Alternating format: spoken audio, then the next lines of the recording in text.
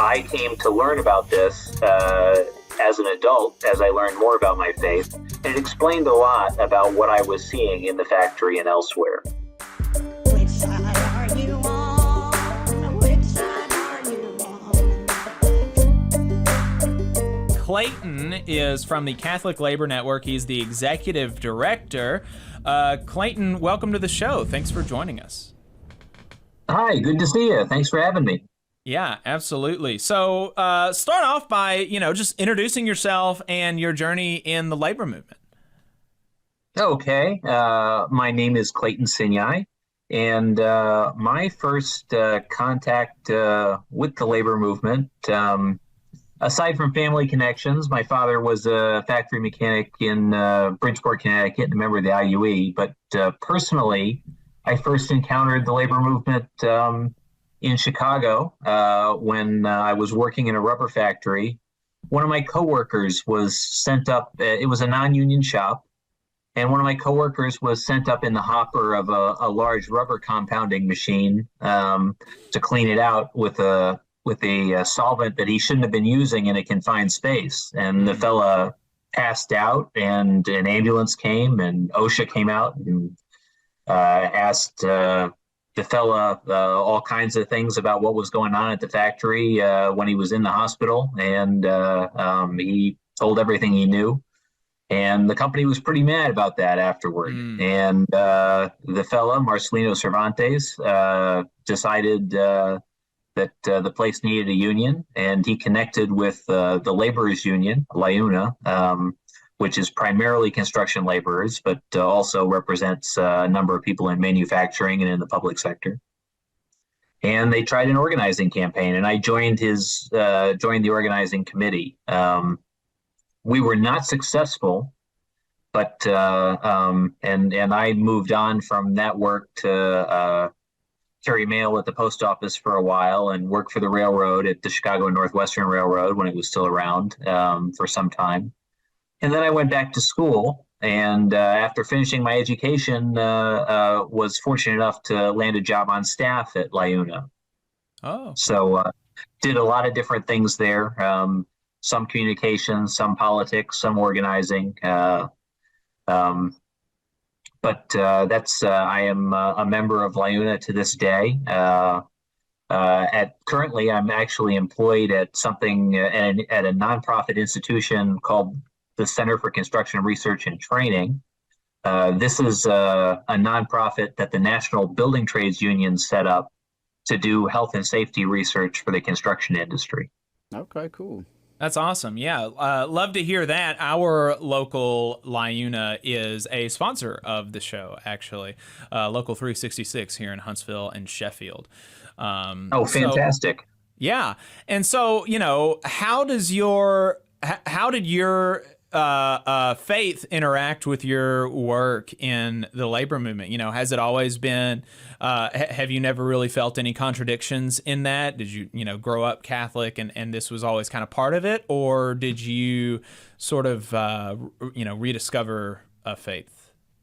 I guess I could tell the story either way. I was born and raised Catholic. Did not realize until I was an adult that it had a lot to do with the problems that I was seeing in the workplace. As like many Catholics, I did not realize as a young person, because I was not taught, that my church had a long and well-established teaching on the right of workers to organize in unions and the right of every worker to enjoy a living wage. This comes out of this teaching dates back to 1891 and the beginning of the during the Industrial Revolution, when the church, when Pope Leo XIII, then Pope, looked at what was happening in the Industrial Revolution and looking at how it was creating a divide between a small number of people who were wealthy and owned the means of production and a much larger group that was working for wages, and came out with an encyclical called Rerum Novarum concerning the new things. And he was talking about the changes that were happening in society, and how that worker justice could be upheld in the modern era, and he saw labor unions as a big part of that. Now, I came to learn about this as an adult as I learned more about my faith, and it explained a lot about what I was seeing in the factory and elsewhere. And that was how I became interested and first connected with the Catholic Labor Network. Yeah, and so talk to us about the network. You know, what is it? What do y'all do, and stuff like that. The Catholic Labor Network came together. I should say, because of this church teaching, for most of because of this church teaching at the U.S. Conference of Catholic Bishops, which is kind of which serves the same role for the bishops that the AFL-CIO does for the labor movement. It represents the collective interests of the church in the United States, and specifically the bishops. They up through the 1950s and 60s and 70s and 80s, there was usually someone in the working at the U.S. Conference of Catholic Bishops who worked closely with the labor unions. The last person to hold that position retired in the late 80s or early 90s. Now, at the same time, there was a labor struggle going on in Decatur, Illinois, which those of us who are old enough will probably remember. It was the Staley workers who were locked out for years by their employer, a multinational, British-owned multinational called Tate & Lyle that owned a lot of sugar and corn syrup processing facilities. And during this lockout, those workers traveled around the country spreading news of their fight. And a number of Catholic priests and Catholic trade union activists who met one another during that campaign started saying to themselves, since there's no one at the U.S. Conference of Catholic Bishops anymore whose main job it is to uphold Catholic social teaching on labor and work and to liaison with the labor unions, we should start our own network. So we started this organization, the Catholic Labor Network. I got connected with it a couple of years after it started back in the 90s, and have been involved ever since. And we exist to share with one another and try to educate other Catholics about what their church teaches about labor and labor unions, and educate other Catholics about conditions of labor for those of us who work. So, you know, being in Alabama, we don't know, you know, we don't run into just a whole lot of Catholics, but there are some, particularly here in Huntsville, and a lot of them are very conservative, not only theologically but politically. And so they might see a Catholic labor network as potentially something that is left wing and therefore bad and not Christian, not Catholic. Do you see that kind of reception from more conservative Catholics to your labor network, or is that maybe less of a phenomenon than our experience down here would lead us to believe? I think today it's a little less of a phenomenon than you might expect. It's not unheard of to run into this, especially if and certainly it's something that comes up a lot with organizations that get involved in a lot of political advocacy on a lot of causes. The Catholic Labor Network is a little different than that. We are under canon law, under church canon law. We are an association of the faithful, and we are committed to.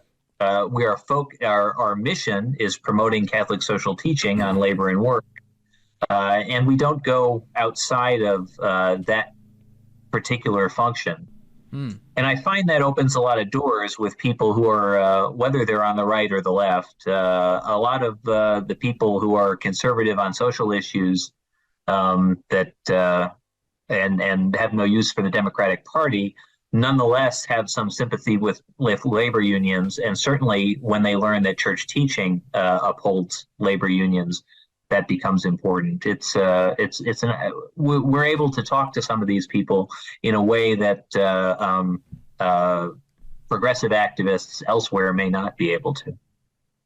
And I think that sort of bridge building is really important, and is something that, you know, that labor has to do. I mean, it's almost kind of like tautologically like a part of unions is to build bridges and unite in a union people who may have, you know, disparate beliefs about this or that thing, but getting them to, you know, not only come together for their narrow economic interests in one workplace, but also to, you know, humanize their coworkers and see that yeah, you know, not only do we have maybe economic interests in common, but we also have a lot of our humanity in common, right? And I think that that there's definitely an important role for Christian or religious organizations to play in you know, in that part of labor. That's absolutely true. The Catholic Church is kind of in an unusual position in today's polarized climate because and I work with people in other faith traditions to do labor solidarity work a good deal. Most religious denominations today, it seems like, have fallen on one or the other side of the political divide. That there are red faiths and blue faiths in this country today. That most of the mainstream Protestant churches, most Jewish congregations tend to lean blue and affiliate without a lot of discomfort with the Progressive Coalition. And then there are a lot of evangelical congregations that skew red and don't seem to have any problem affiliating with conservative causes. The Catholic Church is in an unusual position because we're a bit of a purple church.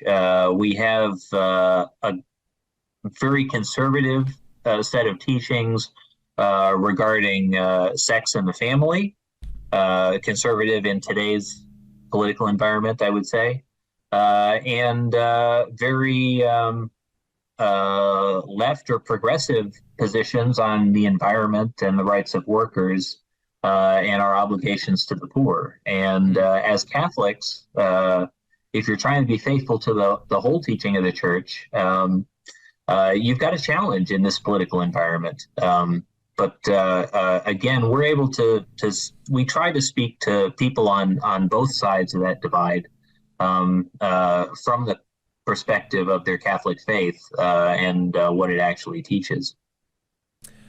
We got a comment in the chat from the president of the Nashville Central Labor Council, Vonda McDaniel. She said that the Catholic Labor Network has been a great partner in Middle Tennessee. So her endorsement definitely means a lot to me. And so, you know, Vonda's been wonderful to work with. Yeah, she's great. She's been on the show at least once, maybe a couple times, but really, really great unionist up there. And so, you know, moving from some of the abstract stuff about, you know, oh, what do we believe? What are the ideas in our heads? You know, there was an opportunity for a Catholic institution to kind of apply some of this teaching, and that was at Loyola. And my understanding is that y'all were either involved with or supportive of the union effort there, but the institution was opposed to it and opposed these people's unionization, and they were able to win their unionization in the face of opposition. But can you give us kind of the backstory of that campaign, and how is it that this Catholic institution seemingly, you know, from the outside, right? I'm not an expert on Catholic social teaching, but I'm not a Catholic, but it just seems like they really kind of explicitly went against the teaching of the church in the way that they treated these workers in their election campaign. And so yeah, can you explain what happened there and the way that they were able to kind of contradict the social teachings? I'm not sure that's a fair description of the institution in this case. We have run into situations where Catholic institutions, where we've had to call out Catholic institutions for actual union busting activity, and that's unfortunate. Right. What happened at Loyola is a little bit different. And the Catholic Labor Network, because of who we are, we have a lot of experience dealing with Catholic institutions around issues of labor and work. We actually produced an annual report listing the hundreds of Catholic institutions around the country that already have unions representing their employees, whether they're hospitals or colleges or schools. We put that out on Labor Day every year. As an opportunity to create a discussion about how we as Catholics can live our social teaching. Now, what happened at Loyola was part of the Hotel and Food Service Workers Union, Unite Here, and I have a couple of members of my 3 members of my board who are actually Unite Here members. A priest named Father Clayton Kiley, who handles their immigration work, and a couple of other folks from Unite Here. Chuck Hendricks, who handles the food service organizing, was a point person on this campaign. This was a national effort to organize college cafeterias, both Catholic and secular, that were operated by a French multinational, Sodexo Corporation. Sodexo operates these on contract, and the workers at Loyola University wanted to organize to improve their conditions. A lot of them were getting still earning wages that barely got them out of poverty, and wanted to they wanted a living wage and decent health care, and felt that organizing was the only way they could get it. As their organizing campaign went on, they sought the intervention of the university, asking the university to intervene with the contractor. And the university said, took the position, which is fairly common, that because this is a dispute because the civil law looks at this as a dispute between the Sodexo, the corporation that actually writes the paychecks for the employees, and the employees themselves, that they were obliged to stay out of it. Now, we worked with student supporters of the campaign and with the union to put together a teach-in on the Loyola campus that was focused on reflecting on Catholic social teaching about labor and work, why the right to organize is upheld in church doctrine, and why it applied in this situation. It was a struggle that the students eventually, or that the students and the workers eventually won. We did not get the public intervention of the university that we hoped for, and that we've obtained in some other places. We spend a lot of time. However, the workers in the cafeteria did eventually succeed in their campaign. They persuaded Sodexo to respect the outcome of a card check and to follow a neutrality procedure during the campaign, and they won their union. They're in negotiations now. That's great, and I appreciate that correction. I may have been remembering a different institution because, like you said, this definitely happened. But yeah, happy to accept that correction about Loyola specifically. And so love to hear that they're in negotiations now, that they've won their union election. But you know, I wonder how you would answer that question about some of the Catholic institutions that have engaged in some maybe what we would call union busting activities. How do you feel like that in those instances they have kind of justified that? Primarily by focusing on the civil law in this country and not on what the church teaches. All too often, when workers at a Catholic hospital try to form a union, the hospital administration will hire a union busting consultant and will fight them every step of the way. In many cases, they'll commit unfair labor practices. This is frequently when we get involved. We'll organize. We'll send a letter to the CEO if a ULP is committed, reminding them of Catholic social teaching. All too often, the people running these institutions have not been trained in Catholic social doctrine. They've been trained in the same business schools that educate the rest of our corporate leadership in this country, and they tend to bring the same viewpoints in there. Much like me in my youth, they've never been exposed to this teaching, and we need to organize within the Catholic community to put pressure on them to adhere to Catholic social teaching and respect the rights of their workers to organize. It's a special problem in the Catholic schools because the Supreme Court has ruled that under the First Amendment freedom of religion protections, that they are not bound by the National Labor Relations Act. So school teachers who try to organize have an especially difficult challenge because they have to persuade the administration, which is not subject to the NLRA, to recognize and bargain with them. Right. Wow. Right. I'm glad you brought that up because obviously that's a lot of folks that are in terms of folks employed by Catholic institutions. I imagine school teachers would be a big chunk of that population.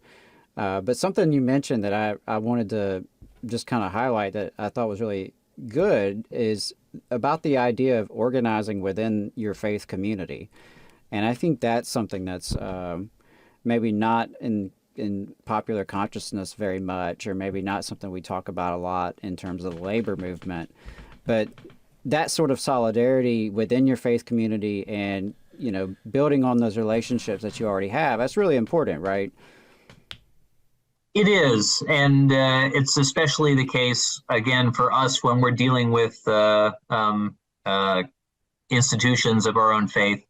We know that they're more likely to respond to what they're hearing from the faithful and from the institutions of the church than they are to someone who's outside the church who's criticizing them.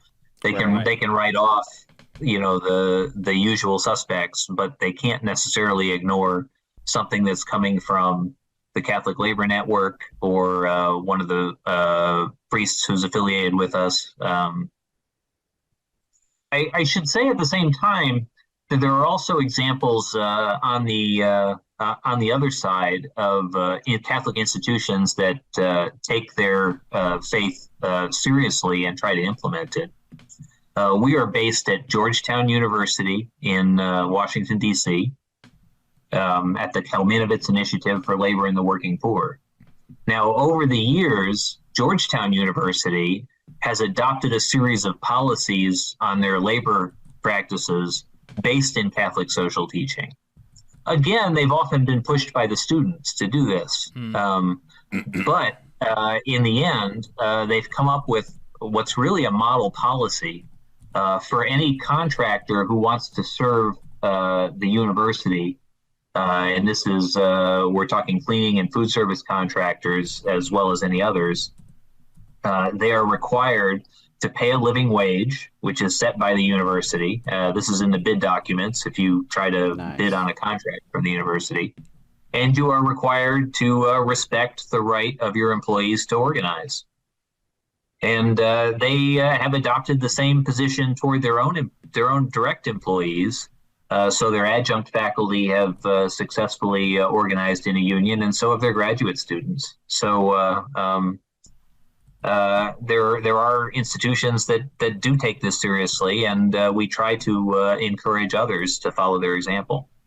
Absolutely, yeah. I'm glad you brought that up, and gave that example of what it can look like when folks do the right thing, because that's fantastic in terms of dealing with contractors. To the extent that you have to outsource some services, having those stipulations in place that you're actually going to protect a worker's right to organize and you're going to pay them a living wage. That's huge, right? Huge. I'm proud to hear that for sure.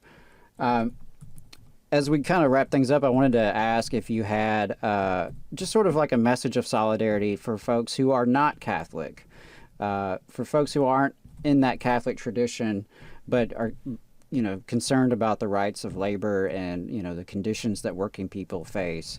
What's your message to folks like that? We stand with you. We are promoting worker solidarity in all communities, not just our own. Even though this is where our work is, even though most of our work is performed with fellow Catholics, we are part of a larger coalition called the Interreligious Network for Worker Solidarity, which brings together people from other faith traditions who want to push forward and promote worker solidarity, and we stand by those who have no faith, who are willing to support the cause. Clayton, Executive Director of the Catholic Labor Network, really appreciate your time this morning. Thank you. Thank you. Much. Appreciate it. You just saw a clip from the Valley Labor Report. We are live every Saturday morning from 9:30 a.m. till 12:30 p.m. And we pride ourselves on keeping all of our content free to everybody so that we can talk to as many working folks as possible. If you support the work that we're doing, you think that it's important, you think that it's good, then consider making a monthly contribution to the project, and you can do that on our website, tvlr.fm.